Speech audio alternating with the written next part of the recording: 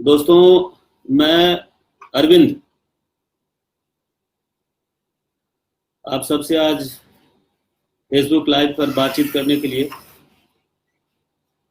आया हुआ हूँ।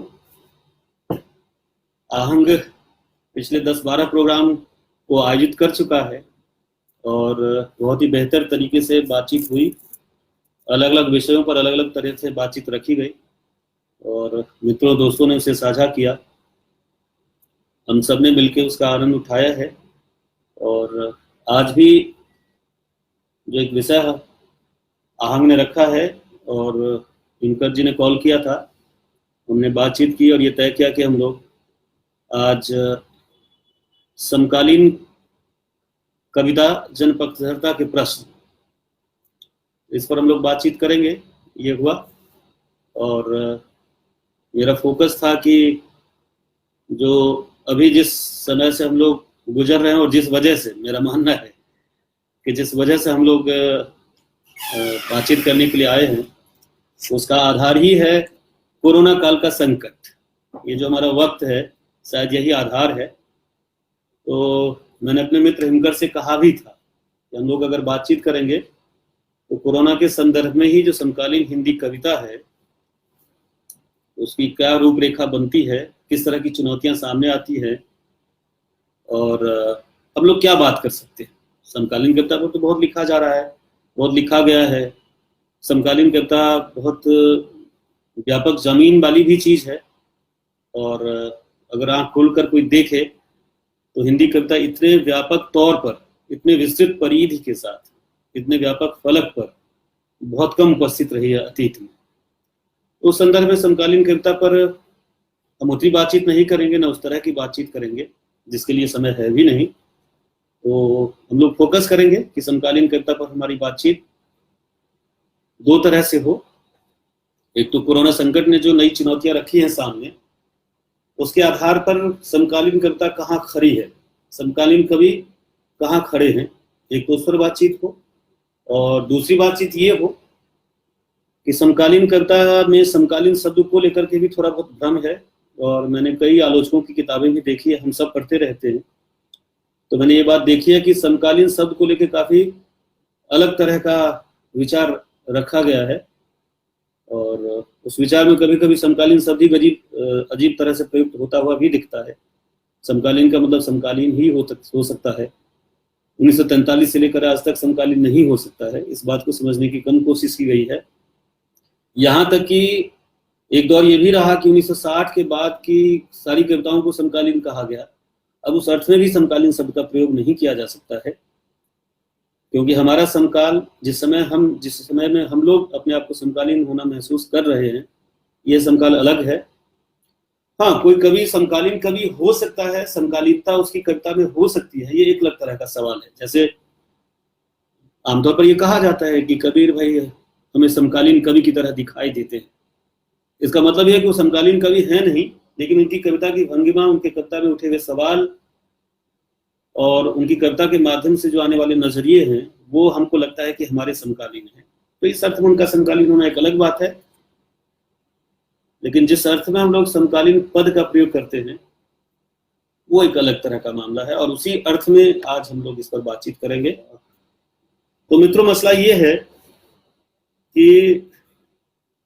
जैसा कि विद्वान आजकल इस बात को बार बार रख रहे हैं कि कोरोना काल ने, कोरोना संकट में साहित्य के बने बनाए पैराडाइम को लगभग ध्वस्त कर दिया है। जिस तरह से हम साहित्य के बारे में सोचते थे, जिस तरह की चिंताएं साहित्य में जाहिर की जाती थी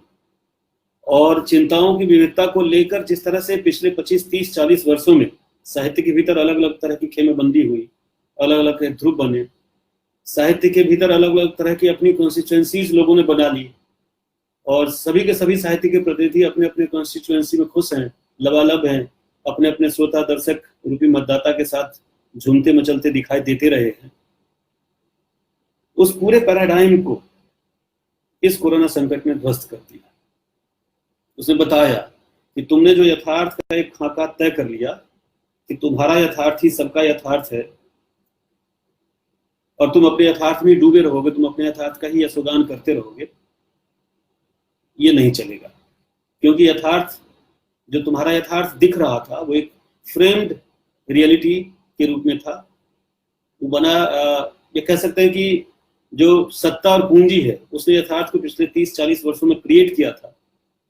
और सबको बताया था कि तुम्हारा यथार्थ भिन्न, तुम्हारा यथार्थ भिन्न,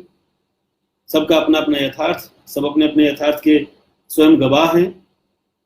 ये जो सेल्फ रेफरेंशियल रियलिटी बनी थी और उसको लेकर हर कोई अपनी बात कहने में ही लगभग गुमशुदा हो गया था। कोरोना संकट ने हमसे कहा कि ठहरो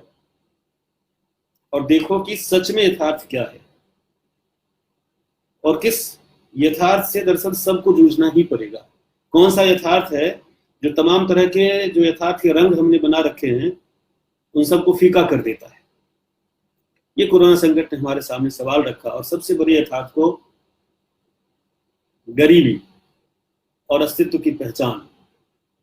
संकट, अस्तित्व का संकट,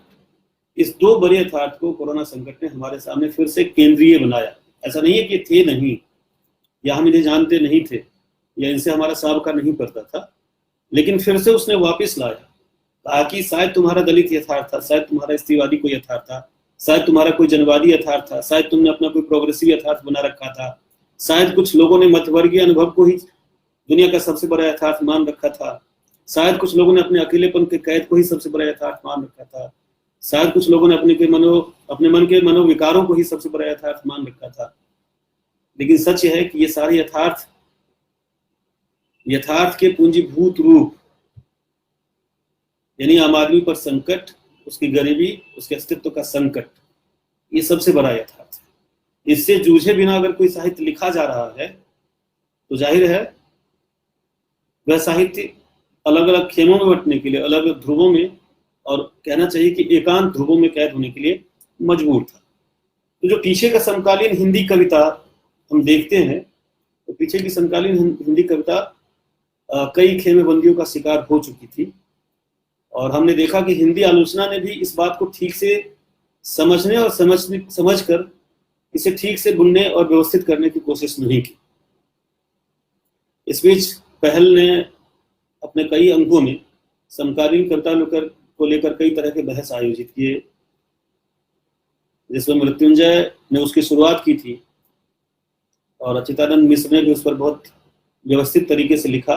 और एक अलग तरह की बात कहने की कोशिश की। तो उसे भी आप लोगों ने देखा, पढ़ा होगा, सुना होगा, और आप देखेंगे कि वो जो बहस चली समकालीन कविता को लेकर,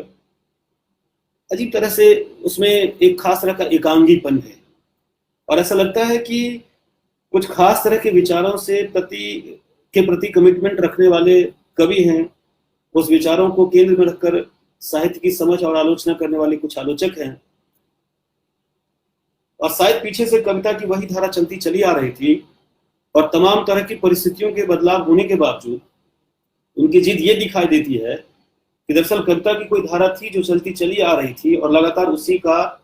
उत्पादन हो रहा है, और कविता कहीं ठहर गई है। बस इतनी सी बात वो कहना चाहते हैं। यद्यपि वो मानते हैं और वो जानते हैं कि 1990 के बाद भारतीय परिदृश्य में, वैश्विक संदर्भ में भारतीय परिदृश्य में किस तरह का बदलाव हुआ, उन्हें ये भी पता है कि 1990 के आसपास से जो एक समाजवाद का केंद्र था, मार्क्सवाद का केंद्र था,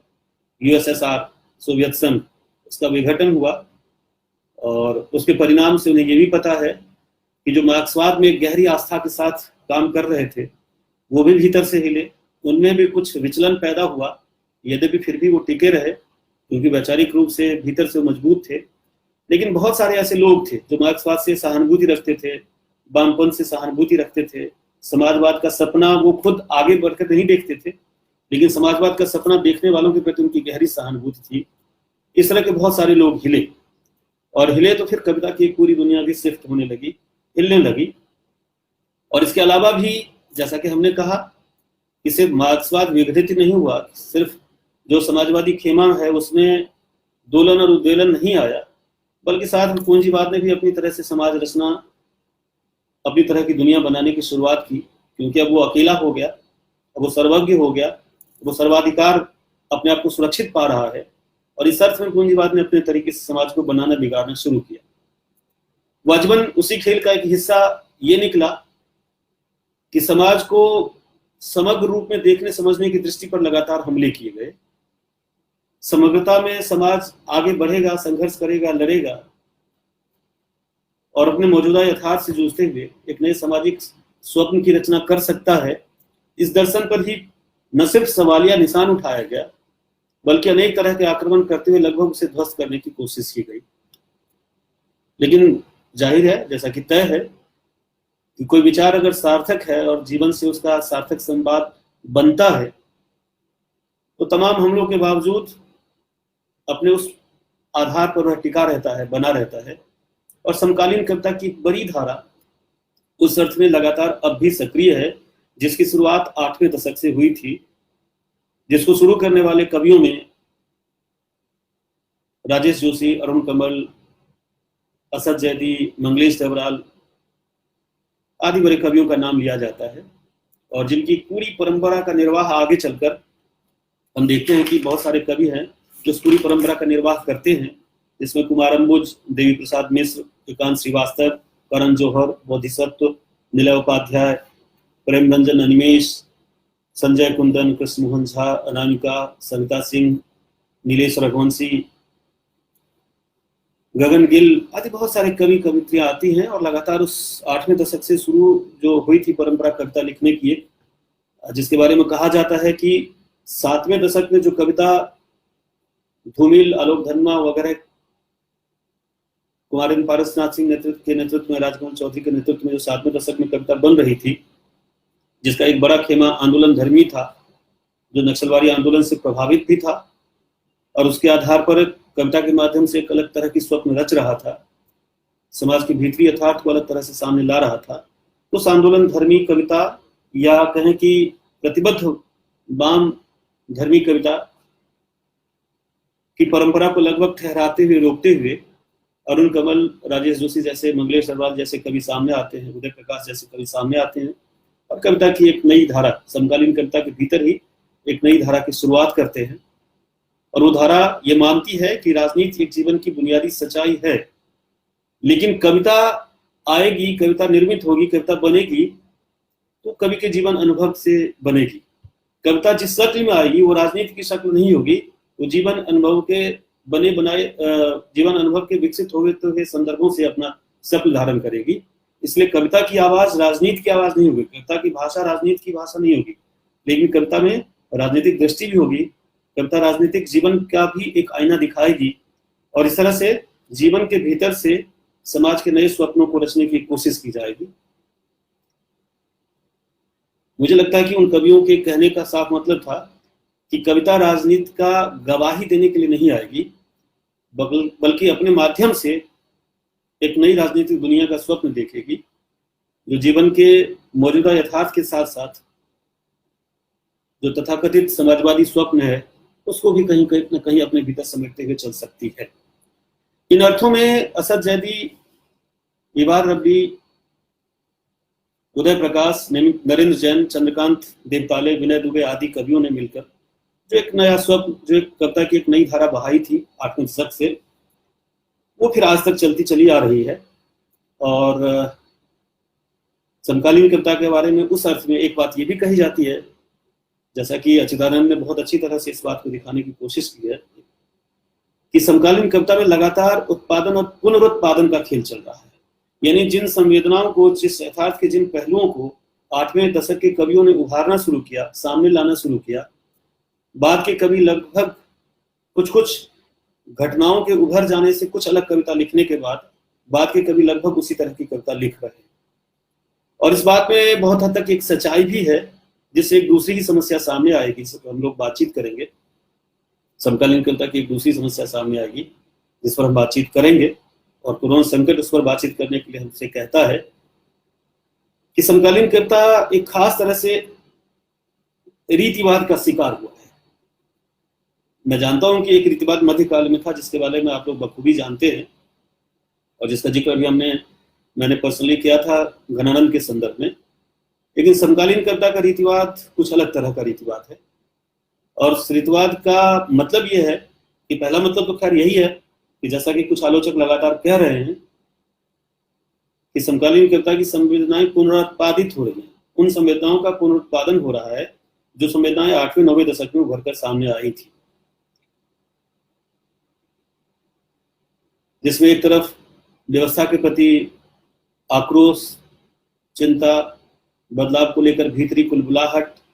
लेकिन इस सब को प्रत्यक्ष रूप से न कहते हुए जीवन के विविध संदर्भों को उठा उठाकर कर्ता में लाना, सामान्य से सामान्य चीजों को कर्ता का केंद्र बनाना, जूता, चप्पल, पशु पक्षी, चिड़िया, पेड़ पौधे, फल मूल कंद वगैरह वगैरह तमाम तरह के। फिर जीवन में तमाम तरह के जो मानवीय संबंध हैं उनको कर्ता के केंद्र में लाना, पिता, माँ, बहन, भाई, इन तमाम संबंधों को कर्ता के केंद्र में लाना। और फिर आगे बढ़कर 10वें दशक के आसपास से, जबकि उदारीकरण, जबकि बाजार पूरी तरह से रथ पे सवार होकर अपना दुंदुभी बजाता हुआ आगे बढ़ा, तो फिर बाजार से थोड़ा सा मुठभेड़ करते हुए स्मृतियों की तरफ लौटना, संबंधों की तरफ लौटना, पारिवारिक व्यवस्थाओं की तरफ लौटना, परिवार में मिलने वाले सुकून और परिवार की स्मृतियों को ताजा करके कविता में लिखना, इस तरह की तमाम बातें कविता में आई। और साथ में जब जब सांप्रदायिक दंगे हुए, जैसे 1992 का बाबरी मस्जिद का विध्वंस, 2002 के बाद का गुजरात में पैदा हुआ सांप्रदायिक दंगा, इन सब को लेकर भी एक खास तरह का प्रतिरोध भाग ली हुई कविताएं सामने आई। लेकिन आप देखेंगे कि हमारा समय कवि बहुल समय है। हमारी जितनी जानकारी है उसके हिसाब से हिंदी में अभी 250 से 300 कवि सक्रिय हैं, यानी लगातार कविता लिख रहे हैं,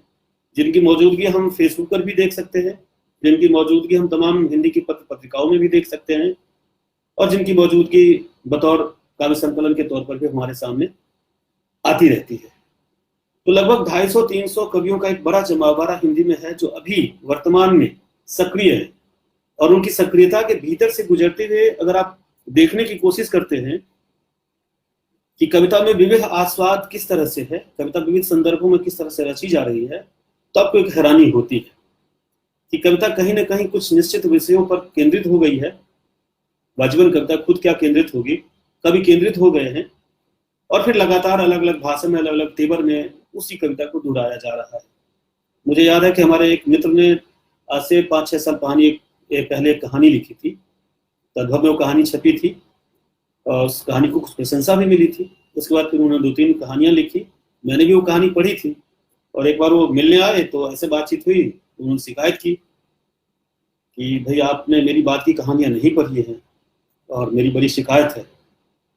तो मैंने उनसे कहा था, मैं 2 घटनाओं का जिक्र करूंगा फिर उसके बाद अगली बात करूंगा। तो मैंने उनसे कहा था कि देखो, मैंने कहानियां पढ़ी, पहली वाली जो तुमने लिखी थी, और जब तक पहली बार लिख रहे थे और तुम पहली कहानी लेकर आए तो लगा कि हाँ कुछ नया लिखा जा रहा है, अलग अंदाज में एक कथाकार हमारे सामने आ रहा है, मेरे सामने आ रहा है। और मैंने अच्छी प्रतिक्रिया दी थी, अच्छी नहीं बल्कि मैंने अपनी प्रतिक्रिया दी थी, तुम्हें याद होगा। बोला हाँ सो तो ठीक है। फिर मैंने कहा कि देखो, इस बीच फिर तुम भी कहानी लिख रहे हो लगातार, और भी मित्र लोग कहानी लिख रहे हैं, और भी अलग अलग कथाकार कहानी लिख रहे हैं, लेकिन पाठक होने के नाते मेरे सामने एक बड़ा संकट है, जिसको बाद में आलोचना ने जगह भी दी कि मेरे सामने संकट है कि मैं तमाम कथाकारों की कहानियां पढ़ रहा हूं और ब्यौरे के लेवल पे, ब्यौरे के स्तर पर मुझे तमाम कहानियों के भीतर एक समानता दिखाई देती है। भाषा थोड़ी अलग हो जाती है, ब्यौरों को रखने के जगह बदल जाते हैं कहानी में घटनाओं के संदर्भ से, लेकिन ब्यौरे लगभग सबके समान दिखाई दे जाते हैं। और इसे कहानी पढ़ते हुए मेरे भीतर एक ऊब पैदा होती है। मैं बहुत थोड़ा सेंसिटिव पाठक हूँ, मैं बहुत ज्यादा नहीं पढ़ता और मैं किसी रचना को बार बार भी नहीं पढ़ता, तो इसलिए मुझे फिर कहानी पढ़ तो रहा हूँ लेकिन कहानी में कुछ ऐसा मजा नहीं आ रहा है कि मैं फिर उस पर कुछ प्रतिक्रिया करूं। और फिर मुझे घनानंद याद आए कि जो घनानंद का कहना था कि भाई जो कवि का ब्यौरा है वही उसकी रचना को मौलिक बनाता है। अगर उसके ब्यौरे में डिटेल्स मौलिक नहीं है, अगर ब्यौरे नए लेकर नहीं आता है, तो उसकी कविता या उसकी रचना मौलिक नहीं हो सकती है, उसकी कविता फिर रीतिवादी हो सकती है। तो जब वो कह रहे हैं कि ब्यौरे आपके अपने होने चाहिए, रचनाकार के अपने होने चाहिए, तो जाहिर सी बात है कि ब्यौरे अपने तभी होंगे जब आप अपने जीवन अनुभव से रचना को पैदा करेंगे, अपने जीवन अनुभव के संदर्भों से रचना को पैदा करेंगे, तब आपकी कविता या तब आपकी रचना में ब्यौरा निजी होगा। और ब्यौरे निजी होंगे तो पाठक को अलग तरह की रचना लगेगी, अलग तरह का संवेदना का धरातल मिलेगा, और फिर पाठक वहां उसे जीने और अनुभव करने की कोशिश करेगा। तो उन अर्थों में समकालीन कविता में भी ये एक दिक्कत है कि ब्योरों की और विषयों की बड़ी समानता है, और आप लगातार समकालीन कविता को पढ़ें तो इस बात की गवाही आप खुद देंगे कि हाँ ऐसी कोई दिक्कत है और ब्योरे ये समान क्यों है। उसके लिए एक दूसरा मैं जिक्र करना चाहूंगा। अच्छा, मैंने कहा था कि एक उदाहरण और दूंगा। मेरे एक मित्र हैं, युवा कवि हैं, और युवा कवि होने के नाते हिंदी साहित्य के जितने पुरस्कार वो ले सकते हैं लगभग सारे के सारे पुरस्कार ले चुके हैं, अर्जित कर चुके हैं। तो हम लोग लगभग पीएचडी में थे, शोध कर रहे थे उस समय। ऐसे ही साउथ कैंपस में हम लोग बैठे हुए थे, दिल्ली विश्वविद्यालय का साउथ कैंपस है, हम लोग लगातार बैठते थे, बातचीत होती रहती थी, बैठे हुए थे। उस दिन उनका भी वहां आना हुआ था, और उनकी बाय द वे उनकी कविता हंस में या कथादेश में, मुझे ठीक ठीक याद है, 5 कविता उनकी छपी थी। तो आए तो मैंने कहा, मैगजीन निकाली, मैंने कहा कि तुमने क्या कविता लिखी है, इसमें कविता क्या है भाई। तो वो कोई घबरा हुआ नहीं, उन्होंने कहा कि भाई आप ही बताइए कि 1 दिन या 2 दिन पहले आपको कॉल आती है कहीं से, किसी मैगजीन से, किसी संपादक कोई कॉल करता है और कहता थे जी आपकी 5 कविता इस अंक के लिए हमें चाहिए, आप 1 से 2 दिन में भेज दीजिए। तो भाई अगर भेजना मेरी मजबूरी है और संपादक मित्र हैं, कैसे नाराज कर सकता हूँ। और फिर जब मैं कविता लिखूंगा तो कविता इसी तरह की आएगी, और आप देखिए कि कविता छप रही है और आप देखिए कि पाठक प्रतिक्रिया कर रहे हैं, तो हमें तो भ्रम है कि ये कविता है। अब आपको कविता नहीं लग रही है तो मैं इसे भी समझने की कोशिश करूंगा। तो कविता लिखना, छपना और कविता का होना कुछ इस तरह से भी हो रहा है। एक तो ये कि ब्योरों की समानता, विषयों की समानता दिखाई देती है। दूसरा ये कि कवियों को भी लगता है कि भाई तत्काल मांग की गई है तो मैं कविता जरूर भेजूंगा, चाहे मित्र को खुश करने के लिए या इसी बहाने 5 कविता की संख्या बढ़ाने के लिए। तो वो भी कविता लिख रहे हैं और कह रहे हैं कि भाई मैं क्या करूं, संपादक कह रहा है और मैं लिख रहा हूं, तो मेरी क्या दिक्कत है, मेरी क्या समस्या है। तो एक चीज ये भी है। इसके साथ मैं दूसरी बात जोड़ दूंगा। देखिए, बातों के बीच कोई तरतीब या तारतम्य ना हो तो ये भी बात हो सकती है, क्योंकि मैं कोई व्याख्यान या आख्यान तो रच नहीं रहा, मैं बातचीत कर रहा हूं आप लोगों से। उसी संदर्भ में एक बात और जोड़ना चाहूंगा कि आज का दौर जो कविता लिखने का है, जैसा कि हमने शुरू में बात की थी कि हम तकनीक के घोड़े पे सवार होके ही लगभग यात्रा कर रहे हैं, और तकनीक उपलब्ध तकनीकों के माध्यम से अपनी बात रखना भी हम सबकी मजबूरी है। तो सर में आप देखिए तो फेसबुक या व्हाट्सएप या इंस्टाग्राम या ट्विटर एक अलग दुनिया खड़ी हुई है, ब्लॉग एक अलग दुनिया चल रही है 2006 और 9 के बाद से। ये ब्लॉग्स हैं, ट्विटर है, इंस्टाग्राम है, फेसबुक है, व्हाट्सएप है, जहां पे हम लगातार कविता लिख रहे हैं, जहां पर हमारी कविताएं लगातार पढ़ी जा रही हैं, और कवियों के सामने ये सुविधा है कि उनकी कविता पढ़ी जाए और उन्हें त्वरित प्रतिक्रिया भी मिल जाए। तो अगर आप कविता लिख रहे हैं और त्वरित प्रतिक्रिया मिल रही है, इससे आप पर एक गहरा दबाव बनता है और आपको लगता है कि भाई जिस कविता की प्रशंसा हो रही है वो शायद मेरी सबसे बेहतर कविता है, वो अंदाज मेरा सबसे बेहतर है, और संवेदना का वो विषय भी शायद महत्वपूर्ण है। तो 2-3 तरह की दिक्कतें पैदा होती है। पहली दिक्कत तो ये होती है कि कवियों को लगता है कि जिस विषय पर प्रशंसा मिल गई उसी विषय पर मैं लगातार कविता लिखूं, चाहे अलग अलग तरीके से मैं क्यों ना लिखूं। तो कविता के खेल में फंसते चले जाते हैं। वो 2-3-4 विषय चुन लेते हैं जिस पर पाठकों की लगातार प्रतिक्रिया होते हुए देखते हैं, और फिर उसी विषय को घुमा के फिरा के इधर से उधर से लगातार लिखते रहते हैं। वजबन ये अद्भुत समस्या है जिस पाठक होने के नाते हम लोग चिंता हमें रखनी चाहिए। दूसरी समस्या क्या होती है कि लगभग फेसबुक के दरबार में रीतकालीन कवियों की तरह हमारा कवि समाज खड़ा है। तो फेसबुक के दरबार में कवि खड़ा है, और जितने उसके लाइक्स और कमेंट्स करने वाले पाठक हैं वो लगभग सामंतों की तरह बिहेव करते हैं। कभी कविता लिखता है, उधर से लाइक और कमेंट की असरफियां बरसती चली जाती हैं, और कभी धन्य धन्य हो रहा है। वो उससे बाहर उससे भीतर कुछ सोच ही नहीं पा रहा है, वो अपने आप को भी नहीं देख पा रहा है कि मैं ये क्या कर रहा हूँ। मैं लगातार एक ही तरह की कविता लिख रहा हूँ, मैं लगातार पाठकों की रिझाने वाली कविता का शिकार होता चला जा रहा हूँ, और इस तरह से मैं कविता का पता नहीं किस तरह का चरित्र निर्मित करता चला जा रहा हूँ, वो नहीं देख पाता है। अच्छा, एक दूसरी बात भी है कि अगर वो फेसबुक व्हाट्सएप पे कविता दे रहा है, लिख रहा है, तो ये सारा उंगलियों का खेल बदल रहा है। उंगलियां मशीनों के घुमाव के साथ साथ घूमती रहती हैं। तो कभी कभी हद ये भी होती है कि कभी कुछ लिखकर रुक कर लिखना भी चाहता है, कुछ समझदारी के साथ, कुछ वैचारिक निवेश के साथ लिखना भी चाहता है, तो भी एक दिक्कत आती है कि कंप्यूटर पे चलती हुई उंगलियां बहकती चली जाती हैं, और उसके अनुभव पकने से पहले, उसके अनुभव समझ और विचार की धार पाने से पहले व्यक्त होते चले जाते हैं। और कहीं कहीं तो उनकी कविता ये कहती हुई दिखाई देती है, और कहते हुए चलते हुए दिखाई देती है कि लो चली मैं चली अपने पिया की गली, मुझे रोके न कोई मुझे टोके। मुझे बहुत सारी कविताएं फेसबुक पर, व्हाट्सएप पर, इंस्टाग्राम पर इस तरह की दिखाई देती है कि कवि के हाथ से कविता निकलती चली जा रही है और कविता को पता है कि उधर कोई दर्शक है जो मेरी प्रतीक्षा कर रहा है, जो मुझ पर रीझेगा, मुझे पटाएगा, मेरी मनौती करेगा, और कवि इस बात से खुश है कि चलो एक कविता निपटी आज। इन तमाम परिस्थितियों ने कविता में खास तरह का रीतिवाद पैदा किया है और इस रीतिवाद को बढ़ावा देने में, समकालीन कविता में मौजूद इस रीतिवाद को बढ़ावा देने में, और मैं ये भी बताऊं जिन कवियों का हमने नाम लिया है, बाद के बड़े बड़े स्थापित कवियों में भी ये रीतिवाद आया है।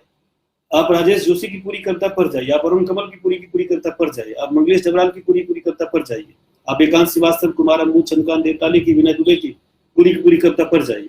तो आपको खुद लगता है कि इन कवियों ने भी एक खास तौर में नए विषय और नई संवेदना को उठाने की कोशिश की, कविता में उसे जगह दी। जाहिर सी बात है इनको कविता की वापसी के कवि के रूप में भी देखा गया, लेकिन बाद के दौर में 10वें दशक से लेकर के आज तक जब वो लगातार कविता लिख रहे हैं तो अपनी ही कविता को लगातार दोहरा रहे हैं, अपनी काव्य भाषा के बने बनाए प्रतिमान को भी लगातार दोहरा रहे हैं। यानी स्थापित कवि भी इस रीतिवाद के शिकार हुए पड़े हैं और इस रीतिवाद के शिकार होने की वजह से कुछ दिक्कतें भी आई है। मैं उन दिक्कतों की तरफ इशारा करना चाहूंगा, बात करना चाहूंगा। जैसे 1990 के बाद से आप देखते हैं कि कविता में 2-3 अलग धाराएं विकसित होती हैं,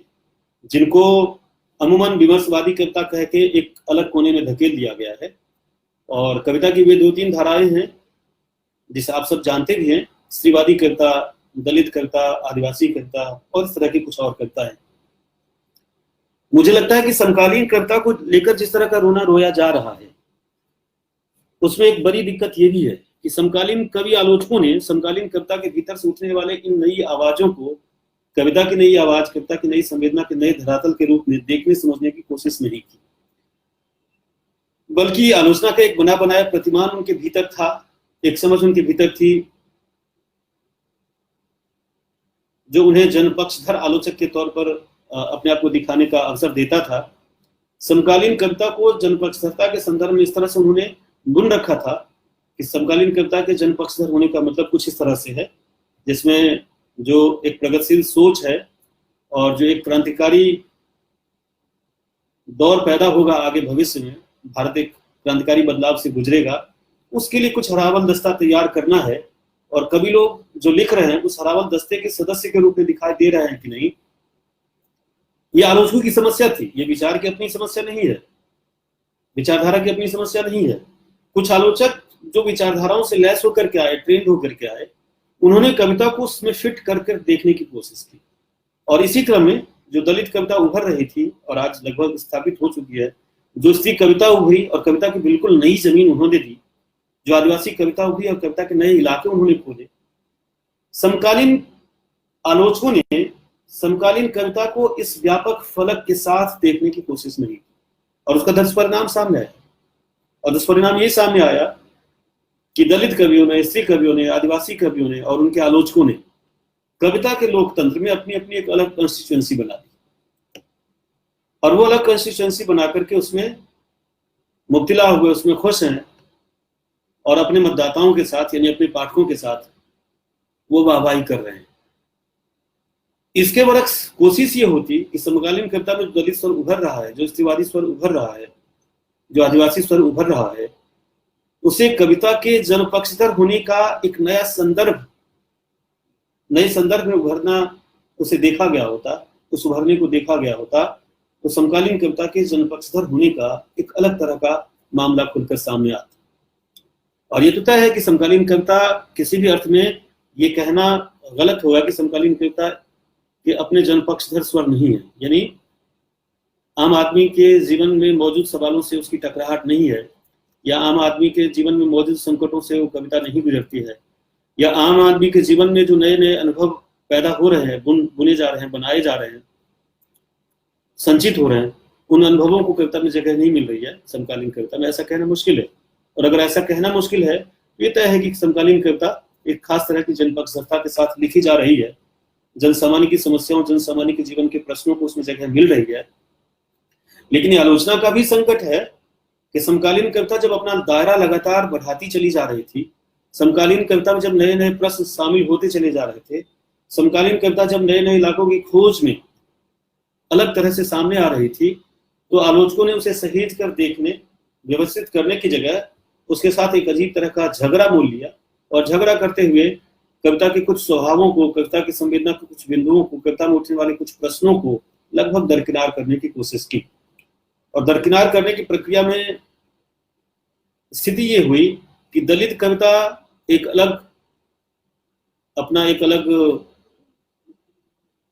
जैसा कि मैंने कहा कि उसने अपनी एक अलग कंस्टिट्यूएंसी बनाई, और कविता के लोकतंत्र में ये घोषणा कर दी कि जो भारत की अन्य कंस्टिट्यूएंसियां हैं कविता की, उनसे मेरा कोई लेना देना नहीं है। मेरा काम तो मैं अपने कंस्टिट्यूएंसी में सुरक्षित रहना है, अपने कंस्टिट्यूएंसी के गढ़ को लगातार मजबूत करते रहना है।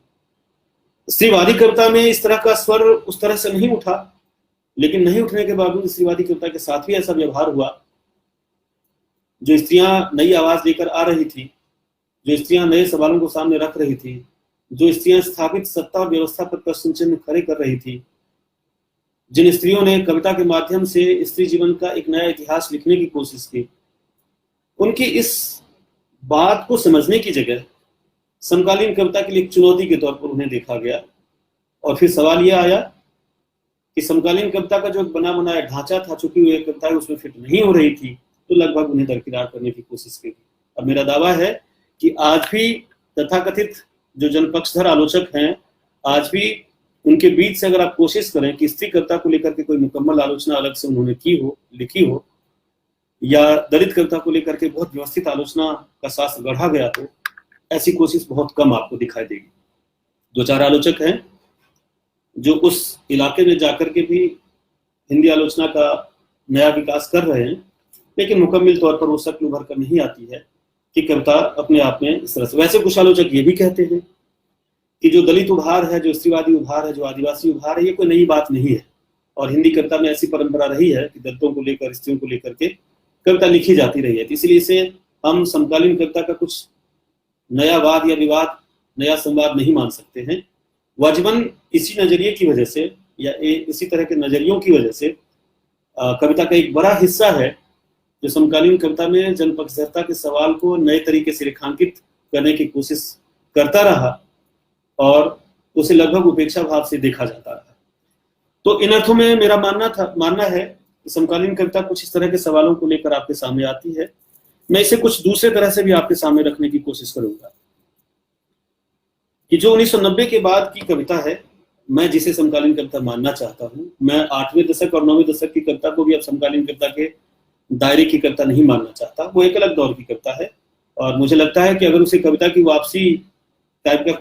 कोई संज्ञा दी गई थी, तो उसे उस हिस्से में ही अब देखने समझने की कोशिश करनी चाहिए, क्योंकि 90 के बाद से भारतीय समाज, भारतीय इतिहास, भारतीय राजनीति बिल्कुल अलग मोड़ की तरफ चल पड़ा है, और उस अर्थ में समाज के भीतर से बहुत कुछ नया विघटित और घटित हो रहा है। समाज में बहुत सारे नए उथल पुथल आए हैं, जिनके संदर्भ में समाज को नए सिरे से देखने की कोशिश की जा रही है लगातार, और समझने की कोशिश की जा रही है। तो उस अर्थ में हमें कविता पर भी अलग तरह से निगाह रखनी चाहिए, और उन लोगों की बात से अलग देखनी चाहिए कि जिन कविताओं की उपेक्षा करके जनवादी कविता, प्रगतिशील कविता की बात की जा रही है, वे उपेक्षा की चीज नहीं, बल्कि उन्हें अलग तरह से समझने की कोशिश की जानी चाहिए थी। और इस अर्थ में 10वें दशक में समकालीन कविता जिस नए रूप में उभरती है, वह हाशिए की संवेदना के, हाशिए और केंद्र की संवेदना के पदस्थ और अपदस्थ होने की कविता का दौर है। मतलब कविता की जो धारा या कविता के जो भाव या बिंदु, कविता में उभरने वाली जो यथार्थ थे, अब तक चलते चले आ रहे थे, जो केंद्र में थे, उनके अपदस्थ होने का समय है। और जो समाज, जो समुदाय, जो जिसकी संवेदना, जिसकी समस्याएं, जिसके यथार्थ अब तक हाशिए पर थे, उनके केंद्र में आने का समय है। 10वां दशक, हिंदी 20वीं शताब्दी का 10वां दशक, इस तरह से एक नए दौर की तरफ, एक नए शिफ्ट की तरफ कविता आ रही थी। इस चीज को इस निगाह से भी देखना चाहिए कि जो यथार्थ, जीवन की जो सच्चाइयां, जीवन के जो फलक पहले से हाशिए पर थे, अब वो केंद्र में आ रहे हैं, और जो पहले से केंद्र में बने बैठे थे, उनको धीरे धीरे थोड़ा सा किनारा होना है। और इस अंदाज में अगर हम 10वें दशक से उभरने वाली कविताओं का पाठ करें, तो अपने आप में हमें स्त्रीवादी कविता को, हमें दलित कविता को, हमें आदिवासी कविता को केंद्र में रखना पड़ेगा, और उसे केंद्र में रखते हुए फिर समकालीन कविता का पूरा एक विन्यास बनता है, उसे हमें समझना पड़ेगा। अगर इस तरह से हम समझने की कोशिश करते हैं, तो हमें पता चलेगा कि 10वें दशक से समकालीन कविता में जो जनपक्षधरता के प्रश्न थे, जो सवालात थे, वो एक नया मोड़ ले रहे थे, वो एक नई दिशा की तरफ आगे बढ़ रहे थे, और उनके माध्यम से कविता की बिल्कुल एक नई शक्ल उभर कर सामने आ रही थी, जिसे देखने समझने के बाद लगता है कि कविता कमजोर नहीं हुई, कविता के भीतर कोई विभाजन रेखा नहीं खींची है, बल्कि कविता व्यापक हुई, कविता लगभग समग्रता की तरफ बढ़ने लगी, और कविता इस अर्थ में एक ऐसे विन्यास को लेकर सामने आने लगी जिसके माध्यम से कहा जा सकता है कि हिंदी कविता समग्रता की तरफ पहली बार आगे बढ़ती है। अभी तक वैचारिक तौर पर सिर्फ हिंदी कविता में समग्रता की तलाश की जाती थी। संवेदना या यथार्थ के धरातल पर कविता समग्र रूप में समाज को व्यक्त कर पा रही है कि नहीं, ये सवाल नहीं था। लेकिन 10वें दशक में समकालीन कविता के भीतर जिस तरह के नए उभार होते हैं, वे हमारे सामने सवाल खड़े करते हैं कि सिर्फ वैचारिक स्तर पर कविता में समग्रता की तलाश करना काफी नहीं है, बल्कि वास्तविक जीवन से कविता में समग्रता आ रही है कि नहीं। आप इस बात को पहले समझने की कोशिश कीजिए, और उसके बाद फिर वैचारिक समग्रता के आईने में उसे देखने, समझने और व्यवस्थित करने की एक बात की जा सकती है। तो इन अर्थों में समकालीन कविता को एक इस दूसरे नजरिए से भी देखा जा सकता है। और समकालीन कविता में जो रीतिवाद, मैंने अभी सवाल उठाया था, रीतिवाद आया, उसकी एक दूसरी वजह भी हमें दिखाई पड़ती है। जब हम लोग एमए में थे, बीए अंतिम वर्ष एमए में थे, मुझे लगता है कि तब से हमें कुछ ऐसे गुरु मिले जिन लोगों ने हमें कहा कि क्लासरूम में जो तुम पढ़ाई कर रहे हो, और सिर्फ जो कविता की कुछ किताबें या उपन्यास में पढ़ाया जा रहा है, उससे तुम साहित्य के सही स्टूडेंट नहीं बन सकते, छात्र नहीं बन सकते। तुम्हारा काम है कि तुम्हारा जो साहित्य है जिसे तुम क्लासरूम में पढ़ रहे हो, वो प्रत्यक्ष रूप से कैसे लिखा जा रहा है, रचनाकार प्रत्यक्ष रूप से उसे कैसे देख समझ रहे हैं, जिन आलोचकों की तुम किताब पढ़ते हो, ये आलोचक प्रत्यक्ष रूप से आज कविता या साहित्य को कैसे देख रहे हैं। तो क्लासरूम से बाहर निकल, थोड़ा मंडी हाउस जाओ, थोड़ा इंडिया हेरिटेज सेंटर जाओ, या इस तरह के जो भी केंद्र हैं जहाँ साहित्यिक कार्यक्रम होते थे, साहित्य अकादमी के तमाम कार्यक्रमों में जाओ और देखो कि कविता या साहित्य किस तरह से लिखा जा रहा है। उस दौर को आज जब मैं याद कर रहा हूँ तो मुझे याद आ रहा है कि उस दौर से ही कविता में रीतिवाद आए और कविता एक फिसलन का शिकार हो, उसमें हमारे हिंदी के आलोचकों की बड़ी भूमिका रही है। पूंजीवाद में 1990 के बाद बाजार के माध्यम से साहित्य में एक उत्सव का माहौल पैदा किया। उत्सव का माहौल पैदा किया मतलब ठीक ऐसे ही जैसे किसी के घर में बच्चा हो तो ढोल बाजे बजाए जाते हैं, तमाशे होते हैं, मिठाइयाँ बांटी जाती है, और घूम घूम कर पूरे समाज को बताया जाता है कि देखो इनके घर में एक नया मेहमान आया, एक नया बच्चा हुआ है। साहित्यिक रचनाओं के साथ भी कुछ ऐसा होने लगा 1990 के आसपास से। मैं 1996 से मैं उस दुनिया में प्रवेश करता हूँ एक पाठक होने के नाते। मैं जाता हूँ, सुनता हूँ लोगों को उस दौर से, और मैंने देखा कि एक नया उत्सव का माहौल बनता चला आया उसी समय से। उसकी रीडिंग को आज मैं ले पा रहा हूँ कि ऐसा हुआ तो क्या हुआ। और जब कोई रचना आती थी तो लोकार्पणवाद एक पूरा पिछले 30-40 साल में स्थापित साहित्य के सामने आने का एक वो है, विचार है, जिसमें कोई रचना आपकी सामने आई और उसका लोकार्पण नहीं हुआ तो शायद प्रकाशक को भी अधूरा लगेगा और शायद लेखक को भी अधूरा लगेगा। तो शुरू में तो प्रकाशकों ने इसकी पहल की कि भाई एक रचना आई है तो मैं इसको स्थापित करूं ताकि इस रचना की और इस रचना के समानांतर इसी तरह की रचना प्रकाशन बाजार में और पुस्तक विक्रय बाजार में कायम हो जाए, जगह बना ले। तो प्रकाशकों ने पहले कोशिश की कि एक रचना आए तो उसका उत्सवीकरण किया जाए, विमोचन किया जाए, विमोचन में 4 आलोचकों को बुलाया जाए, उन आलोचकों से उसकी इतनी कठिन प्रशंसा करवाई जाए कि जो श्रोता यहाँ पर मौजूद हैं, जो कि गंभीर श्रोता है, ये मान करके जाए कि ये रचना ही हिंदी की अद्भुत रचना है और मुक्तिबोध, निराला, नागार्जुन, कबीर के बाद यही रचना सबसे सफल रचना है, ये बोध लेकर के जाए। कुछ तरह का हुआ और बाद के कवियों के लिए परेशानी पैदा हुई कि कोई भी कवि, कथाकार रचना लिख रहा है तो उसका फोकस इस बात पर पहले से चला जाता है कि रचना लिखकर सामने आए, प्रकाशित हो, उससे पहले उसके विमोचन और समीक्षा की व्यवस्था हो जानी चाहिए। और इस अर्थ में लेखक रचना करने, अपने समय से जूझने, अपने समय की संवेदनाओं को धारण करने, उससे संघर्ष करते हुए एक अच्छी रचना के लिए जितना जूझना चाहिए था उसे, उसकी जगह रचना किसी तरह से लिख दी जाए, और लिख दी गई तो वो रचना कितनी जल्दी किसी अच्छे प्रकाशन से छप जाए, और अगर छप गई तो उसका विमोचन जल्दी से जल्दी हो जाए, आलोचन जल्दी से जल्दी हो जाए, 4 बड़े आलोचक जल्दी से आ जाए, उस पर कुछ कह दे, इसके लिए ज्यादा परेशान रहने लगा। अगर नामवर सिंह ने कह दिया किसी की कविता के बारे में, और हमें याद है कि नामवर जी हिंदी जो आधुनिक हिंदी आलोचना है उसके पितामहों में से एक हैं, और उनकी आलोचना के बारे में कोई क्या कहे, अद्भुत है। और हम सबके हम सबको पाठक बनाने में उनकी आलोचना की बड़ी भूमिका है, लेकिन नामवर जी जैसे आलोचक भी रहे, उसमें बड़ी भूमिका रही उनकी भी, जिन्होंने विमोचन के अवसर पर कुछ ऐसे आप्तवाक्य कहे कि जिसको सुनकर अगले दूसरे लेखक को लगा कि भाई अगली जब मेरी किताब आएगी तो नामवर जी का यह आप्तवाक्य मुझे सुनना है। वह जीवन लोकार्पण के समय कहे गए कुछ बातें, कुछ पंक्तियां ये आलोचना के मानदंड बनने लगे और इस तरह से लेखक आलोचकों का मुखापेक्षी होकर रचना करने लगा। तो ये भी समकालीन रचनाशीलता के लिए ये भी एक समस्या बन गई और इसने एक खास तरह का रीतिवाद पैदा किया और एक खास तरह की साहित्यिक मानसिकता पैदा की, जिसमें लेखक जनता की तरफ देख के रचना नहीं कर रहा है, लेखक आलोचकों की तरफ देख के रचना कर रहा है कि ये आलोचक इस तरह की प्रशंसा करता है तो मेरी अगली रचना में इस तरह की कुछ बातें, इस तरह की कुछ कहानियां, इस तरह की कुछ संवेदनाएं आनी चाहिए जिससे अमुक लेखक आए, अमुक आलोचक आए और मेरी रचना की प्रशंसा करे। और अब 2-4 आलोचकों ने अगर मन से प्रशंसा कर दी तो लेखक ने अपनी इतिश्री मान ली। अब उसे इस बात की चिंता नहीं है कि रचना पाठक तक गई कि नहीं गई। रचना पाठक तक गई तो पाठकों के बीच इसके प्रति क्या प्रतिक्रिया हो सकती है। और इन सबसे पहले एक रचनाकार होने के नाते जो मैं रचना लिख रहा हूँ, जो रचना मेरी सामने आ रही है, वो रचना वास्तव में अपने समय की मुकम्मल रचना बन रही है कि नहीं, उसने इस बात को भुला दिया। और जाहिर सी बात है इसका फर्क थोड़ा सा पड़ना था। समकालीन कविता जनपक्षधर है नहीं, जनपक्षधरता के प्रश्न उसमें ठीक ठीक मुकम्मल तरीके से स्वरूप ग्रहण कर रहे हैं या नहीं, ये सवाल भी अपने आप में आया। और ये सवाल यूं बनकर आया कि कवि जनपक्षधर होने की चिंता बाहरी तौर पर दिखा रहा है, रचनाकार जनपक्षधर होने की ख्वाहिश से परेशान है, लेकिन जनपक्षधर हो जाने से पहले वो आलोचक पक्षधर अपनी रचना को बनाना चाह रहा है, आलोचना पक्षधर अपनी रचना को बनाना चाह रहा है। और इस अर्थ में पाठक और लेखक, समाज और रचना के बीच एक खास तरह का गैप बनता चला गया। और इस गैप को तब तक हवा मिलती रही और अभी तक हवा मिलती रही है उस गैप को लोकार्पणों और साहित्यिक समीक्षाओं के द्वारा। और ये तो कोई हैरानी करने वाली बात है नहीं कि हमने ये भी देखा है कि नवभारत टाइम्स के ऑफिस में, हिंदुस्तान की बिल्डिंग में, कि एक रचनाकार उपन्यास लिख रहा और महीने 2 महीने के भीतर खुद ही उसकी समीक्षा लेकर के जा रहा है कि अखबार में कल इस पर समीक्षा आनी चाहिए। ये अलग बात है कि वो समीक्षा खुद लिख रहा है लेकिन उसे अपने नाम से नहीं छपवा रहा, किसी और पाठक के नाम से छपवा रहा है। तो इतना जो व्यामोह पैदा होना है अपने लिखने को लेकर, अपनी रचना को लेकर, अपनी रचना की प्रशंसा को लेकर,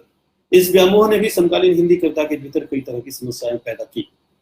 मैं बार बार कहना चाहूंगा कि हम लोग यहाँ समकालीन हिंदी कविता की व्याख्या करने के लिए नहीं बैठे हैं,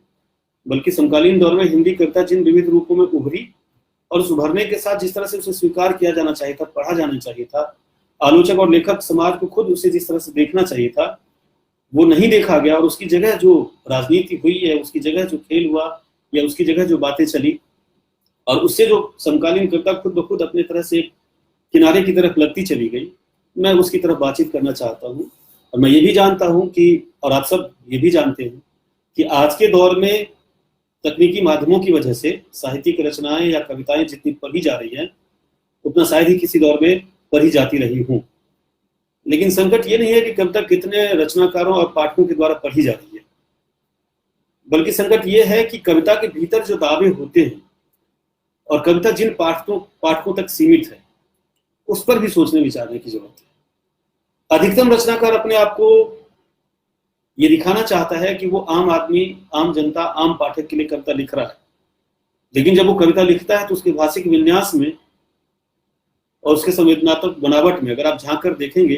तो लगेगा कि वो अपने जैसे कुछ पढ़े लिखे लोग हैं जिनके बीच ही कविता को देख पा रहा है, जिनके लिए ही कविता लिख रहा है, जिसकी भाषा, उसकी भाषा बताती है कि कैसे पाठक के द्वारा पढ़ने की अपेक्षा की जा रही है उससे। तो एक तो ये दिक्कत आई। दूसरा यह हुआ है कि लेखकों ने भी अपना एक अलग समूह बना लिया है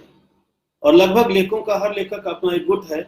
और लेखक उस गुट के लिए भीतर कविता को प्रकाशित कर, कविता को पहुंचाकर और उससे प्रशंसा पाकर खुश हो रहा है। तो ऐसे में कविता लिखी भी जा रही है। आप फेसबुक पर ही जाके देख लीजिए तो एक खास तरह के कवि हैं जिनके खास तरह के पाठक समाज हैं फेसबुक पर, और कुछ खास तरह के कवि हैं जिनके अलग पाठक समाज हैं फेसबुक पर।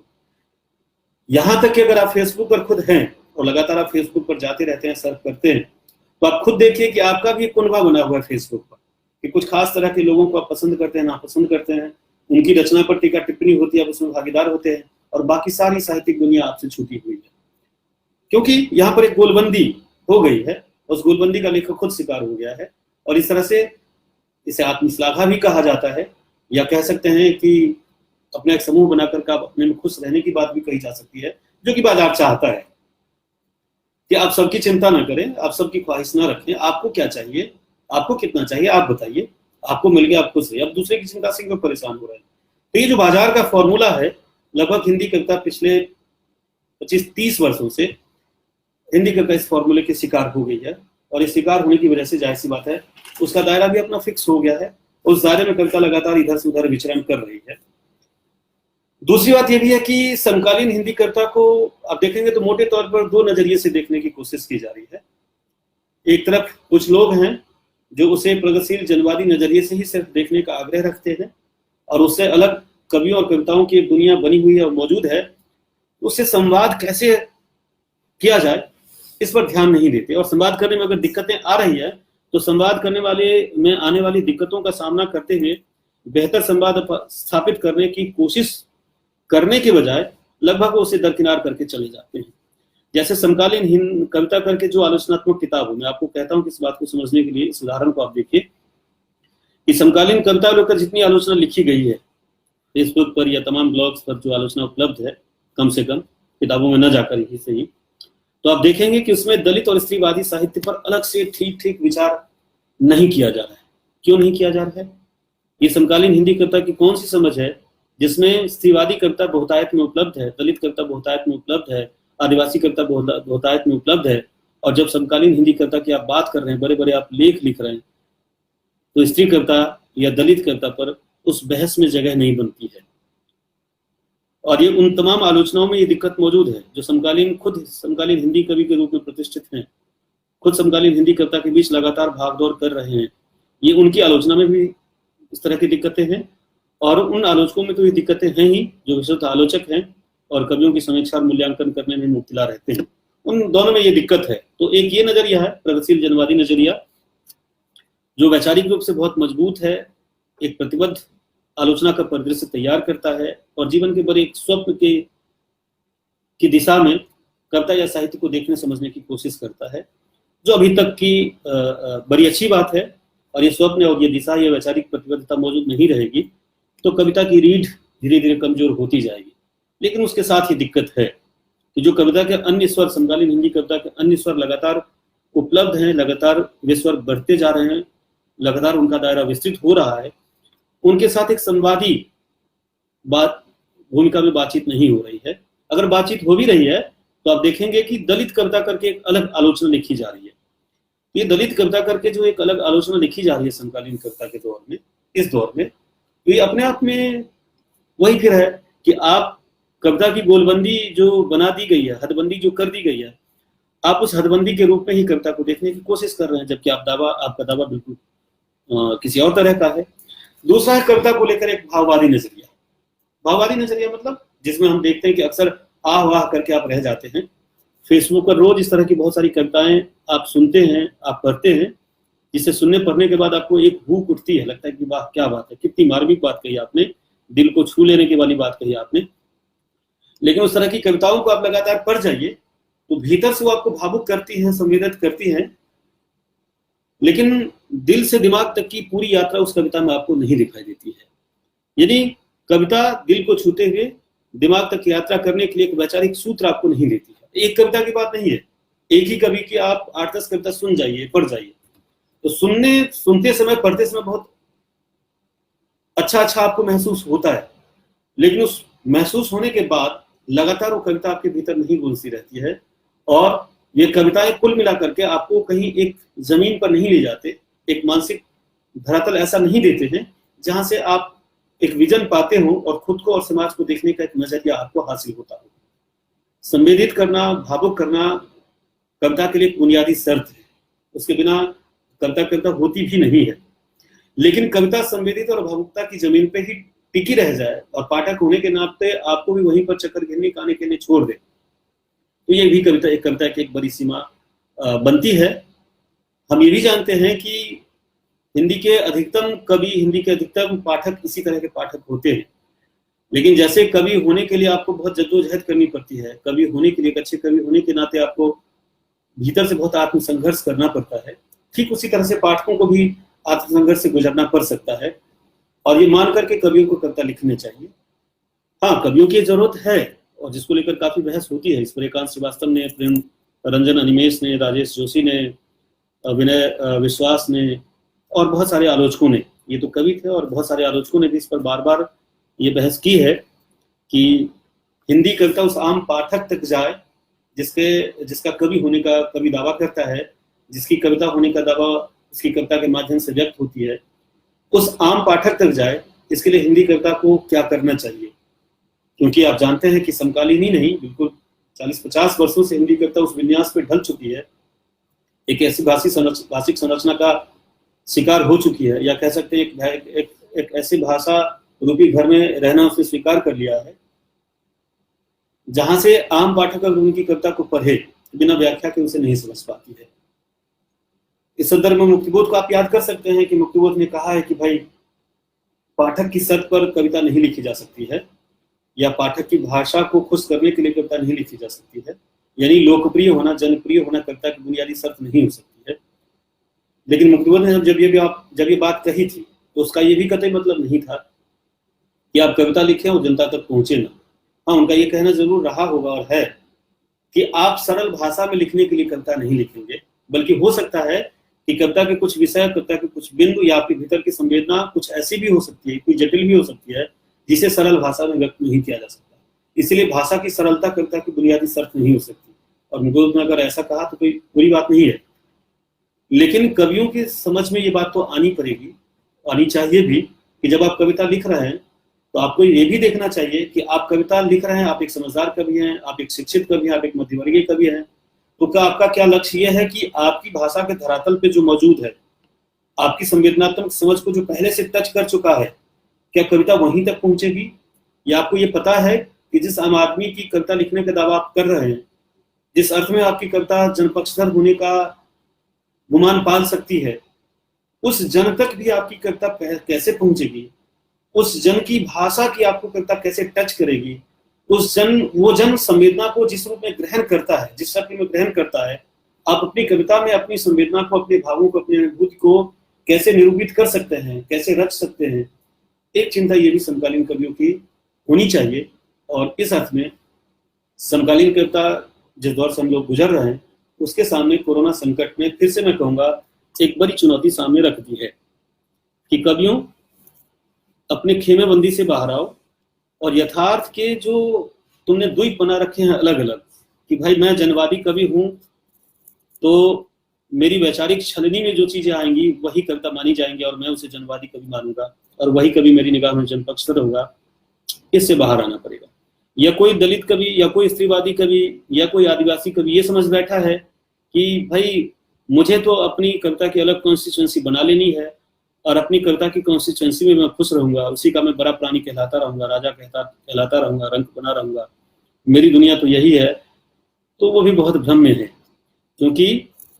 जो यथार्थ है वो सिर्फ जातीय और क्षेत्रीय नहीं होता है। जो यथार्थ है वो बहुरूपी है, लेकिन बहुरूपी यथार्थ के बीच एक बड़ा यथार्थ है जिससे जूझे बिना, जिससे संघर्ष किए बिना, जिससे पार पाए बिना आप एक सार्थक मनुष्य नहीं हो सकते हैं। और वो है गरीबी, आम आदमी के जीवन में मौजूद गहरा संकट और अस्तित्व का संकट, मनुष्य होने के अस्तित्व का संकट। मैं मनुष्य होने के अस्तित्व का संकट क्यों कह रहा हूँ, उसकी एक बड़ी वजह है। मनुष्य होने के अस्तित्व का संकट इसलिए कह रहा हूँ कि आज हम लोग माध्यमों से बहुत घिरे हुए हैं, और ये कोई कहने की बात नहीं है, हम सब घिर कर जी रहे हैं। लेकिन माध्यमों से जब हम बहुत घिरे हुए हैं तो माध्यमों ने हमारे साथ एक बड़ा छल किया है। वो छल ये किया है कि हम सब जितने सामान्य व्यक्ति हैं और सामान्य रूप में जीते हैं, उन सब के भीतर उसने एक संस्कार, एक चेतना, एक दिमाग तैयार कर दिया है कि आप क्या हैं, आप क्या हो सकते हैं, आपकी पहचान क्या हो सकती है, ये कोई और बताएगा। और इसके परस्पर एक परंपरा चल पड़ी है कि प्रश्न मेरे भीतर पैदा हो रहा है और उन प्रश्नों के सारे जवाब हम बाहर ढूंढ लेने की कोशिश कर रहे हैं। और इस अर्थ में हम परमुखापेक्षी हो गए, हम सब के सब हम दूसरे पर निर्भर कर रहे हैं। मैं क्या हूं ये मुझे दूसरा बताएगा कि मैं क्या हूं। अच्छा, किसी को अच्छा कहा गया तो कैसे कहा गया, तो हम फेसबुक पर देखते हैं कि देखो अमुक व्यक्ति को इस तरह से अच्छा कहा गया, तो कल से मैं उसी तरह से अच्छा होने की कोशिश करने लग जाता हूँ। मैं उसी तरह के फोटो डालने लग जाता हूँ, मैं उसी तरह की कविता पढ़ने लग जाता हूँ, उसी तरह की कविता पोस्ट करने लग जाता हूँ, चाहे अपनी ना हो किसी की जो मुझे पसंद है। और इस तरह से मैं दिखाना चाहता हूँ कि देखिए जैसा अच्छा माना जा रहा है मैं वैसा अच्छा पाठक हूँ, शायद मैं वैसा अच्छा इंसान हूँ। तो इस रूप में जो तकनीक हमें गढ़ने की बाहर से कोशिश कर रहा है, हमारे अस्तित्व को निर्मित करने की बाहर से कोशिश कर रहा है, कहीं ना कहीं हम सब बतौर पाठक, बतौर लेखक और अन्य रूप में हम सब उसके शिकार हो चुके हैं। और इस तरह से हम अपने आप में ही एलिनेटेड हैं खुद से। और बड़े बड़े विद्वानों ने कहा है कि हमारे समय का सबसे बड़ा संकट यह है कि इंसान अपने शरीर से एलिनेट हो रहा है, अपने शरीर से, अपने देह से एलिनेट हो रहा है। और ये बहुत बड़ी बात है। बड़ी बात इसलिए है कि हमारी आत्मा या हमारा मन इस देह के साथ ही अस्तित्व में रहता है। और अगर मैं अपने देह से अलग हटकर बाहर की दुनिया निवास करने लगता हूँ, मेरी आत्मा बाहर की दुनिया में एग्जिस्ट करने लगती है और अपने देह को भूल रही है, इसका मतलब मेरी आत्मा, मेरा मन, मेरा अस्तित्व मुझसे उखड़ रहा है। और अगर मैं अपने में मैं नहीं हूं, मैं जहां हूं वहां मैं नहीं हूं, तो फिर मैं किस तरह का मैं हूं, ये बहुत समझने की जरूरत है। ये मैं वही है और ये इसी तरह का मैं बन रहा है जिसे फेसबुक, ट्विटर, इंस्टाग्राम के माध्यम से रातों रात भीड़ में बदल दिया जाता है, रातों रात दंगाई में बदल दिया जाता है, रातों रात हरकारे में बदल दिया जाता है, रातों रात हमला करने वालों में बदल दिया जाता है, गाली देने वालों में बदल दिया, ट्रोल्स में बदल दिया जाता है। तो इस अर्थ में जो निर्मित हो रही है कविता उस संकट से, समकालीन कविता की बड़ी खासियत है कि बहुत सारे कवि हैं, बहुत सारे कहानीकार हैं, बहुत सारे उपन्यासकार हैं जो मनुष्य के इस संकट की तरफ गाहे बगाहे सांकेतिक रूप में या प्रत्यक्ष रूप में इशारा कर रहे हैं, उस बात को पहचानने और पकड़ने की कोशिश कर रहे हैं। बतौर पाठक समकालीन कविता के प्रति हम सब की जिम्मेदारी बनती है कि हम कविता में मौजूद उन स्वरों को पहचाने, पढ़ें, जानने की कोशिश करें और फिर अपने होने को अलग तरह से समझने, जानने की कोशिश करें। मेरा ख्याल है समकालीन कविता के संदर्भ में इतनी बातचीत आज के लिए काफी है। और इस अर्थ में हमने देखा कि समकालीन कविता जनपक्षधरता के संदर्भ में, जनपक्षधरता के प्रश्न के संदर्भ में एक खास तरह की चुनौतियां कवियों के सामने भी प्रस्तुत कर रही है और पाठकों के सामने भी प्रस्तुत कर रही है। और इन अर्थों में समकालीन कविता से गुजरते हुए हम लोग खुद ब खुद देख सकते हैं कि ये किस तरह का दौर चल रहा है। अभी मैं देखना चाहूंगा कि मित्र लोगों ने कोई जिज्ञासा जाहिर की हो तो उसके बहाने कुछ बातचीत हो, या फिर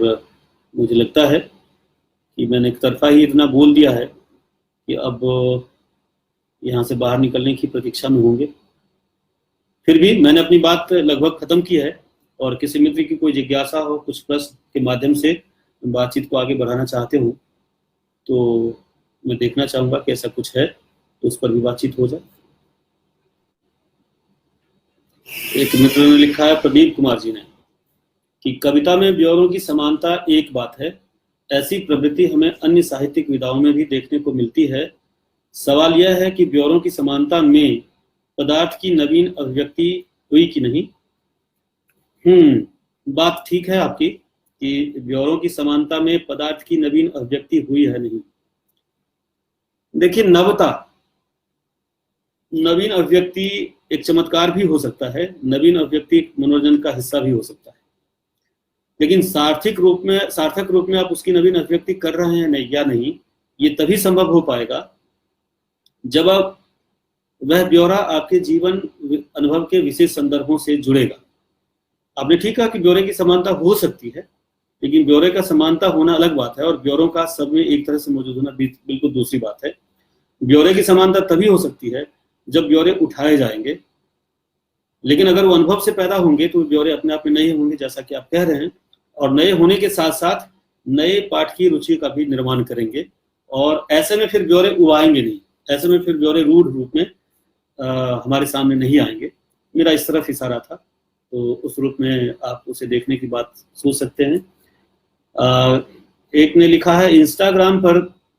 2 से 4 पंक्तियों में लिखी जा रही कविता को आप कैसे देखते हैं। अर्चना जी ने लिखा है, मित्रों 2 से 4 पंक्तियों में कविता लिखा जाना तो कहीं से भी न कोई बुरी बात है और न कोई अलग बात है। आप जानते हैं कि 2 से 4 पंक्तियों में कविता लिख करके हिंदी में बड़े और महान कवि हुए हैं, और बड़े ही और महान कवि नहीं, क्रांतिकारी कवि हुए हैं। समाज को बदलने की आवाज उठाने वाले कवि हुए हैं। और हम कबीर को जानते हैं, और श्रृंगारी कवि के रूप में, रीतवादी कवि के रूप में हम बिहारी को भी जानते हैं। मोटे तौर पर इन दो का उदाहरण ले तो दो या चंद पंक्तियों में कविता लिखा जाना कहीं से भी कोई गलत बात तो हो ही नहीं सकती है। और इस तरह की कविता लिखकर भी कविता की दुनिया को बहुत समृद्ध किया जा सकता है, किया जाता रहा है। लेकिन फिर सवाल यही रह जाता है कि आप दो पंक्तियों में कविता लिखकर या चार पंक्तियों में कविता लिखकर तुकबंदी को ही कविता समझ रहे हैं और तुकबंदी में ही मौज मजे ले रहे हैं, तो एक बहुत सामान्य पाठक होने का अंदाज है, और इस अंदाज को भी जीना कोई बुरी बात नहीं है। लेकिन इससे कोई कुछ सार्थक बनता बिगड़ता नहीं है, क्योंकि हम लोग जब कविता पर बात कर रहे हैं, साहित्य पर बात करते हैं, तो हम सामान्य स्थिति में उसे नहीं रखते या सामान्य स्थिति में नहीं देखते समझते। हम विशेष रूप में उसे देखने समझने की कोशिश करते हैं। हम एक भूमिका के साथ उसे देखने समझने की कोशिश करते हैं। कोई चीज आती है, बनती है, होती है, तो हम पे क्या फर्क पड़ता है और हमारे होने से उस पर क्या फर्क पड़ा है, इस अर्थ में से देखने समझने की कोशिश करते हैं। इसलिए दो पंक्तियों में लिखा जाना, कोई सीखे तो कबीर से सीखे, और कोई सीखना चाहे तो बिहारी से भी सीख सकता है। क्योंकि कविता से सिर्फ यह आदर्श पालना कि कविता समाज बदल के रख देगी, क्रांति कर देगी, अगर कविता सिर्फ इतना काम करेगी तो ठीक है, फिर राजनीतिक बड़े बड़े आंदोलन होंगे और फिर कविता उसी समय लिखी जाएगी। लेकिन ऐसा नहीं है। कविता अंततः हमें जीवन के अनुभवों का सामना कराते हुए और हमें खुशी और दुख के सभी क्षणों के साथ हमारा साक्षात्कार कराती है। तो ऐसे में कविता अगर दो पंक्तियों में लिखी जाए और मनोरंजन भी करे तो ये कविता की एक अच्छी भूमिका ही मानी जाएगी, और इस अर्थ में ही इसे देखा जाना चाहिए।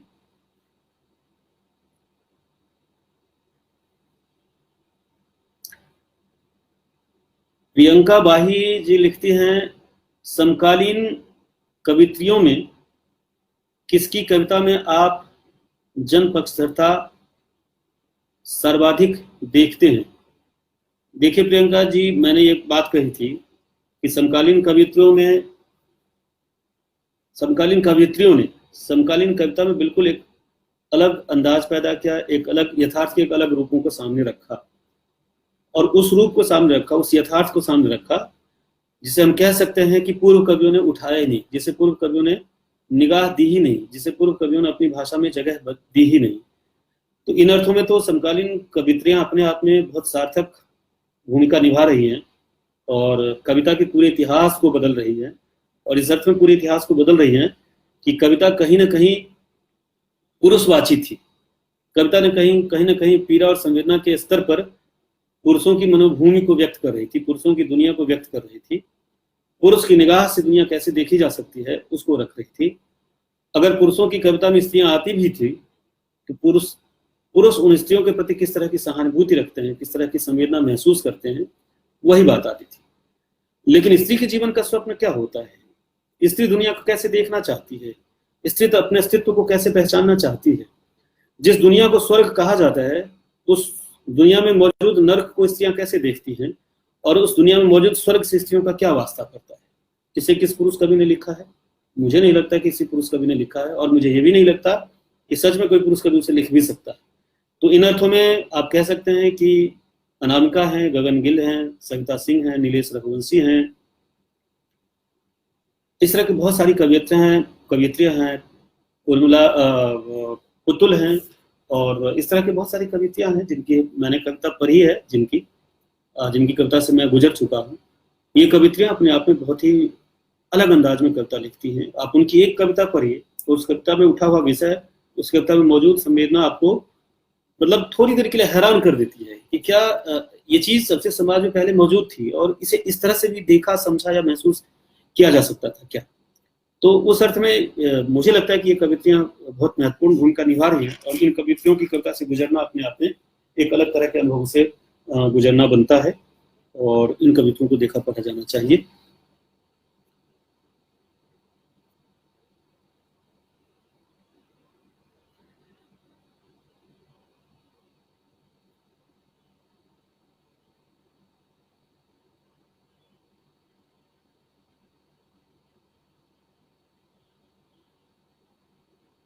तो मित्रों, कुछ इस तरह के प्रश्न थे और कुछ इस तरह के सवाल थे, मतलब जिन पर जवाब देना जरूरी था, जो अलग तरह से। हिरण्य हेमकर जी का एक प्रश्न है, कविता के संगठनों ने कविता की पक्षधरता को कुंद कर दी करती या बढ़ाती हैं? इस प्रश्न में राजनीतिक प्रतिबद्धता से जुड़ा सांस्कृतिक संगठन भी है।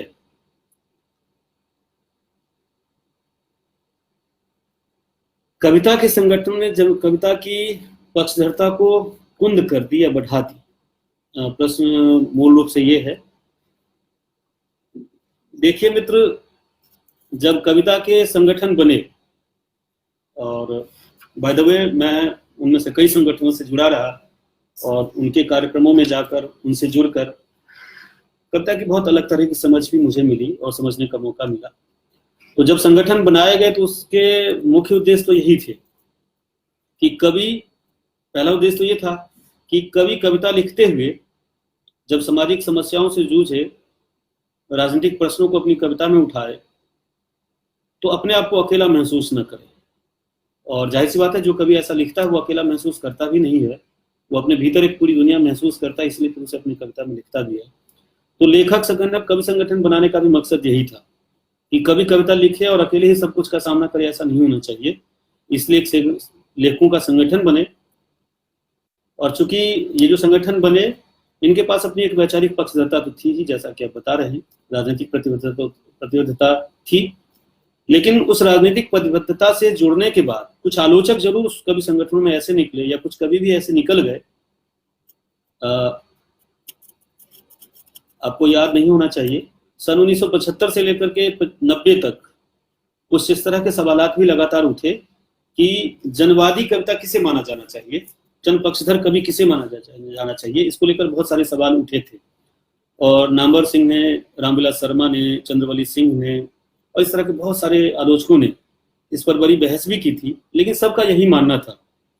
कि अगर मैं राजनीतिक रूप से कहीं प्रतिबद्ध हूँ, कमिटेड हूँ, तो इसका मतलब ये कतई नहीं होता है कि मेरी राजनीतिक प्रतिबद्धता के आईने में जो कवि कविता लिखेगा या जो रचना सामने आएगी वही कविता होगी, बल्कि मैं राजनीतिक रूप से प्रतिबद्ध हूँ तो मुझे अपने इस प्रतिबद्धता के साथ साथ ये भी दायित्व लेना चाहिए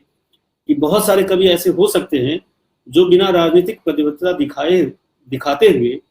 जीवन और समाज के प्रति स्वतंत्र रूप से कमिटेड हों, और समय और समाज में उत्पन्न होने वाले संकटों पर एक साझा प्रतिक्रिया जाहिर करें और मनुष्यता के पक्ष में कविता लिखें। तो इस रूप में लेखक संगठन का उद्देश्य तो ये था। लेकिन बाद के दिनों में ऐसा जरूर कुछ हुआ है कि लेखक संगठनों में भी संगठन के कर्ता धर्ता या प्रतिनिधि लोग संगठन के प्रतिनिधि न रहकर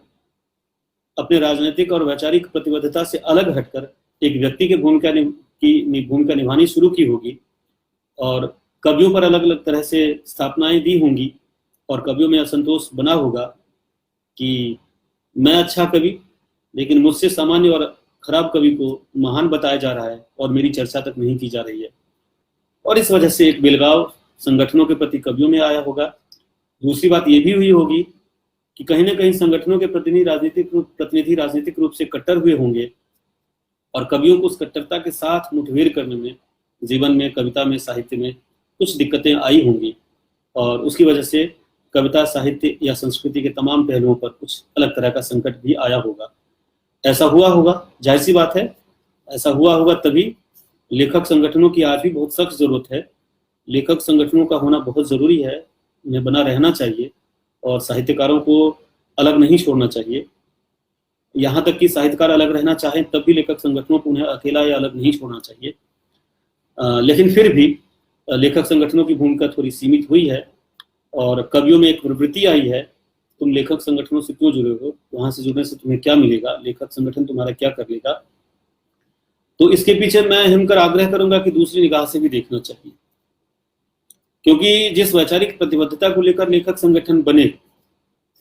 वहां पे संघर्ष ही सबसे महत्वपूर्ण सवाल है।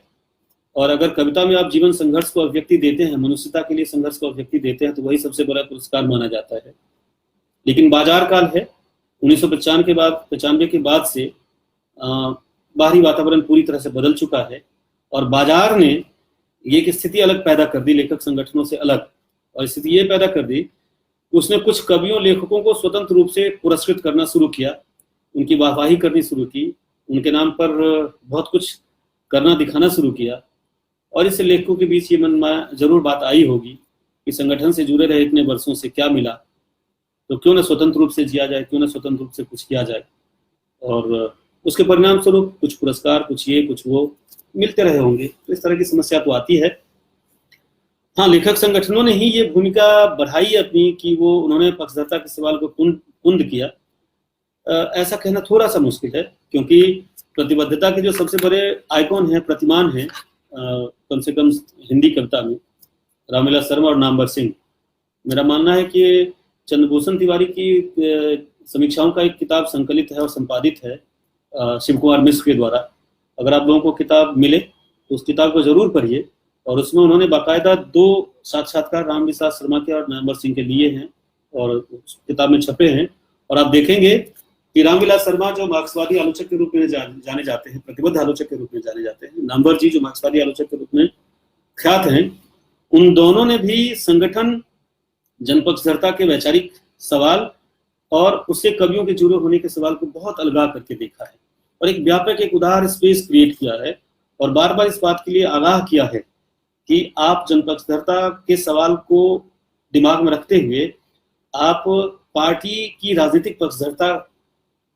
को अंतिम सत्य नहीं मानेंगे। और इसी अर्थ में नामवर सिंह जो हमारे निर्मल वर्मा हैं, कथाकार के रूप में है, निबंधकार के रूप में आप सब जानते हैं, निर्मल वर्मा को जब चारों तरफ से किनारा किया जा रहा था, उस दौर में भी नामवर जी उन पर चर्चा करना, उन्हें उस जनपक्षधर साहित्यिक दुनिया का हिस्सा मानने के लिए बहस करते हैं और किसी भी तरह के दरकिनार करने के प्रयास को वो खुद उसे दरकिनार कर देते हैं। तो इस अर्थ में लेखक संगठनों की भूमिका अलग अलग समय में अलग अलग तरह की रही है। कुछ कमियां लेखक संगठनों में आई है। लेखक संगठन भी कुछ अर्थों में बहुत रिजिड हो गए थे और जनपक्षधरता के सवाल को कुछ आलोचकों ने, उस लेखक संगठनों के माध्यम से ही कुछ आलोचकों ने जनपक्षधरता के सवाल को राजनीतिक पार्टियों के घोषणा पत्र के रूप में देखने की कोशिश की थी और उससे दिक्कतें तो कुछ जरूर आई होंगी। इसे स्वीकार करने में कोई गुरेज नहीं करना चाहिए, ऐसा मेरा मानना है।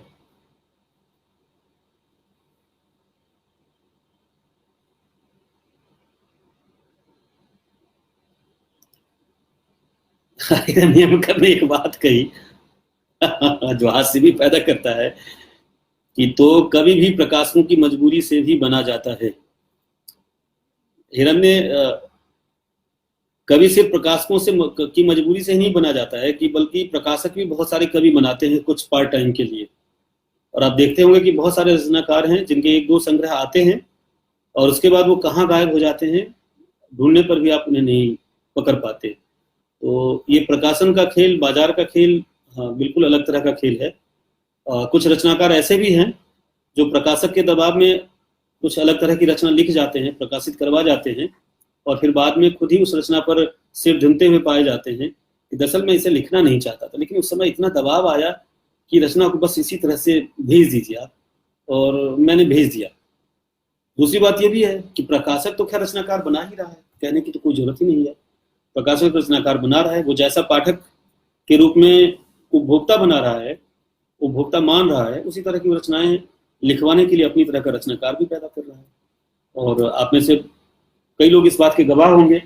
कि कुछ लोगों की किताब जब राजकमल से, कुछ लोगों की किताब जब वाणी से छपकर आ जाती है तो आपको लगता है अच्छा इन्होंने ऐसा कुछ लिख दिया कि तथाकथित राजकमल या वाणी से भी इनकी किताब आ गई। तो जब आपके सामने ये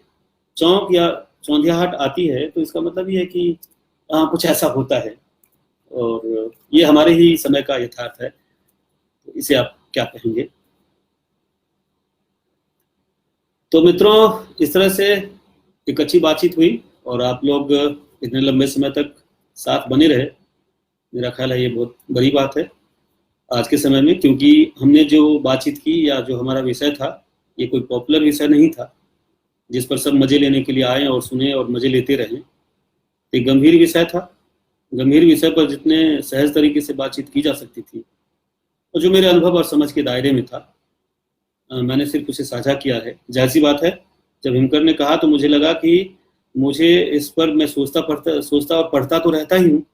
लेकिन मुझे इस पर खुद को भी व्यवस्थित करना चाहिए और कहीं ना कहीं मैं इसे व्यवस्थित करके लिखने की कोशिश करूँ तो मैं खुद ज़्यादा स्पष्ट हो जाऊंगा इन सब चीज़ों को लेकर के जिसका जिक्र किया है और जिसको आपसे साझा किया है मैंने। तो आहन को इस बात के लिए धन्यवाद भी, मुझे अपने ही विषय पर सोचने का मौका दिया और ये भी मौका दिया कि अपने सोचने को मैं थोड़ा व्यवस्थित करूं और भी दूसरे मौके पर आप लोगों से दूसरी तरह से साझा करूं, इसका भी मौका दिया। इसके लिए आप सबका बहुत बहुत धन्यवाद और सब उपस्थित आप मित्रों का भी बहुत बहुत धन्यवाद।